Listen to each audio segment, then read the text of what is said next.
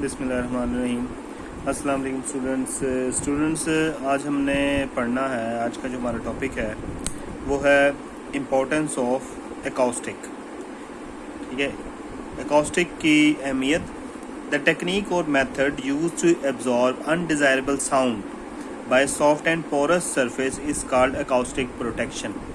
Acoustic protection से क्या मुराद है कि अगर हम ऐसी आवाज़, मिसाल के तौर पे कोई जो अनडिज़ायरेबल आवाज़ है, जो कि ना खुशगवार आवाज़ है, और ऐसी आवाज़ जो कि हमारे कानों को, जिनको शोर कहते हैं, कान को अच्छी नहीं लगती, उस आवाज़ को ख़त्म करने के लिए हम कुछ मेथड यूज़ करते हैं। ठीक है, ताकि हम उस एक्स्ट्रा अनडिज़ायरेबल साउंड को जो सा है ना, वो किसी सॉफ्ट और पोरस सरफेस, सॉफ्ट मतलब नरम, और पोरस जैसे एक फोम होता है ना, फोम, ठीक है, और उसके अंदर बारीक बारीक छोटे छोटे से सुराख होते हैं। ठीक है, इस तरह का जो सरफेस होता है उसको कहते हैं पोरस सरफेस। तो फोम टाइप का जो सरफेस है या जो सा है नरम सॉफ्ट किस्म का जो सरफेस है, उसको इस्तेमाल करते हुए हम क्या करते हैं कि हम अनडिज़ायरेबल साउंड जो होता है उसको एब्जॉर्ब कर लेते हैं। तो इस तरह क्या होता है कि जो एक एक्स्ट्रा साउंड है ना, वो एब्जॉर्ब हो जाता है, और आवाज़ जो सी है वो कम जो सी है वो गूंजती है, या कम जो सी है वो उसका शोर जो सा है वो कम हो जाता है आवाज़ का। ठीक है, तो reflection of sound is more prominent if the surface is rigid. अगर सरफेस जो सा है, रिजिड मतलब है हार्ड, अगर सरफेस जो सा है हार्ड है, ठोस है, तो उससे क्या होगा कि हार्ड एंड स्मूथ मतलब बिल्कुल प्लेन है, और हार्ड सरफेस है, तो इसका मतलब है कि वो जो उसका जो आवाज़ की जो रिफ्लेक्शन है वो ज़्यादा होगी हार्ड सरफेस से। And less if the surface is soft and irregular, और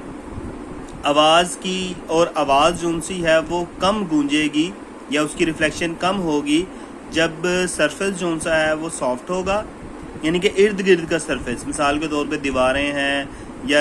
कोई भी सरफेस हो गया इर्द गिर्द का, वो सरफेस जो सा है वो सॉफ्ट होगा और इरेगुलर होगा। तो क्या होगा कि उससे आवाज़ जो सी है वो उसमें एब्जॉर्ब हो जाएगी, और इस तरह क्या होगा कि आवाज़ की रिफ्लेक्शन कम होने से आवाज़ की गूंज और आवाज़ की जो एक शोर होगा ना, वो जो सा है निस्बतन कम हो जाएगा। Soft porous material such as draperies and rugs absorb large amount of sound energy and thus quite echoes and softening noise। मतलब कि ये जो सी जैसे कि पर्दे जो से हैं, बड़े हैवी किस्म के जो पर्दे होते हैं, और इसके अलावा जो रग्स वगैरह हो गए, और इस तरह की जो बड़े बड़े यूँ कह लो कि सॉफ्ट पोरस सरफेस का इस्तेमाल करके हम जो सा है ना, ज़्यादा आवाज़ को हम सॉफ्ट बना सकते हैं, तेज़ आवाज़ को हम सॉफ्ट बना सकते हैं, यानी कि एक गूंज को या रिफ्लेक्शन ऑफ साउंड को हम कम कर सकते हैं। Thus by using such material in noise places we can reduce the level of noise pollution. तो हम इन चीज़ों को इस्तेमाल करते हुए ऐसी जगह जहाँ पर नॉइज़ बहुत ज़्यादा होता है, हम नॉइज़ पोल्यूशन को कम कर सकते हैं। However if the surface of classroom or public halls are too absorbent, the sound level may be low for the audience। मतलब कि अगर हम ऐसा करें कि जैसे क्लासरूम की दीवारें या हॉल जो उनसे हैं, उनके जो सरफेसेस हैं उनको सॉफ्ट बना दें, ठीक है, तो उससे क्या होगा कि वो जो वहाँ पे जो बैठी हुई ऑडियंस है उसको आवाज़ का जो लेवल है वो निस्बतन कम हो जाएगा। Sometime we when sound reflect from the walls, ceiling and floor of a room, the reflecting sound are too reflective and the sound become garbled। यानी कि क्या होता है कि जब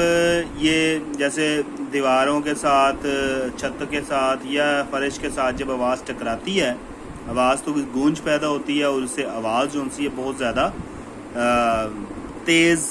ठीक है, जो सी है ना वो प्रोड्यूस होती है रिफ्लेक्ट होने के बाद। This is due to multiple reflection called reverberation. तो ये आप यूँ कह लो कि ये जो सा है ना ज़्यादा बार बार, यानी कि आवाज़ प्रोड्यूस हो रही है, आवाज़ जो सी कभी दीवारों से टकरा रही है, कभी जो सी या फर्श से टकरा रही है, कभी छत से टकरा रही है, तो बार बार मल्टीपल जब रिफ्लेक्शन होगी ना आवाज़ की, तो उसको हम क्या कहते हैं, रिवर्बरेशन। ठीक है, in the design of lecture hall, auditorium or theater halls, a balance must be achieved between reverberation and absorption. It is often advantageous to place reflective sound behind the stage to direct sound of the audience. यानी कि आप यूँ कह लो कि ये एक तरीका car है, यानी कि कुछ सॉफ्ट मटेरियल को इस्तेमाल करते हुए हम ऐसे बड़े बड़े हॉल जो उनसे हो गए उनकी दीवारों को सॉफ्ट रखते हैं ताकि जो उनसे ना वहाँ पे आवाज़ जो है वो बहुत ज़्यादा गूंजे ना, ठीक है, और आवाज़ का जो उनसा है ज़्यादा गूंज प्रोड्यूस ना हो, आवाज़ तेज़ जो उनसी है, यानी कि ऐसी आवाज़ प्रोड्यूस ना हो जो कि बार बार इर्द गिर्द से रिफ्लेक्ट होके हमारे कानों पे लगे, ठीक है, और वो हमें बुरी महसूस हो. Generally the ceiling of lecture hall, conference hall and theatre halls are curved so that sound after reflection may reach all the corner of the hall, ठीक है. और इसके अलावा इसका एक और तरीकाकार होता है कि आवाज़ की जो एक रिफ्लेक्शन है उसको रिड्यूस करने का या उसको कम करने का वो तरीकाकार ये होता है कि हम जैसे कोई लेक्चर या हॉल हो गया उसकी जो छत होती है उसको थोड़ा सा कर्व बनाते हैं. तो उससे क्या होता है, कर्व होने से जो रिफ्लेक्शन प्रोड्यूस होती है वो हॉल के कॉर्नर्स में जाती है और आवाज़ जो उनसी है वो रिड्यूस हो जाती है. Sometime curve sound boards are placed behind the stages so that sound after reflection distributed evenly across the hall, ठीक है. यानी कि इसका यानी कि अक्सर स्टेज के पीछे जो उनसा है पीछे वाला हिस्सा जो है उसको भी थोड़ा सा कर्व बनाया जाता है ताकि जब आवाज़ प्रोड्यूस हो तो आवाज़ की रिफ्लेक्शन होने से आवाज़ जब रिफ्लेक्ट हो तो रिफ्लेक्ट होने के बाद जो उनसी है वो इक्वली डिस्ट्रीब्यूट होकर कम हो जाए, ठीक है. जब वो इक्वली डिस्ट्रीब्यूट होकर कम होगी तो आवाज़ जो है ऑटोमेटिकली डिक्रीज़ हो जाएगी, ठीक है. तो ये दो तरीके हैं कि आवाज़ को रिड्यूस करने की, आवाज़ के जो लेवल है उसको कम करने की. एक तो है कि अगर हम एकॉस्टिक प्रोटेक्शन अगर हम जो उनसा है वो सॉफ्ट पोरस सरफेस का इस्तेमाल करें दीवारों पर और इर्द गिर्द पे तो उससे आवाज़ का लेवल, आवाज़ की जो गूंज है वो कम हो जाती है, नंबर 1. और नंबर 2 जो उनसा है अगर हम दीवारों को या छतों को इस तरीके से कर्व्ड बनाएं तो उस कर्व से भी जो उनसा है ना आवाज़ जब उनसे टकराती है तो वो टकराने के बाद मुख्तलिफ हिस्सों में डिस्ट्रीब्यूट होकर उसकी जो एक रिफ्लेक्शन है वो कम हो जाती है, जिससे क्या होता है कि आवाज़ की जो एक गूंज है वो भी कम हो जाती है, ठीक है. तो ये जो उनसा है पूरा सारा का सारा तरीकाकार एकॉस्टिक प्रोटेक्शन कहलाएगा, जिससे हम आवाज़ की जो एक गूंज है अनडिज़रेबल साउंड को हम एब्जॉर्ब कर लेते हैं, ठीक है. तो बस यही वाला टॉपिक आपने करना है, इम्पोर्टेंस ऑफ एकॉस्टिक्स,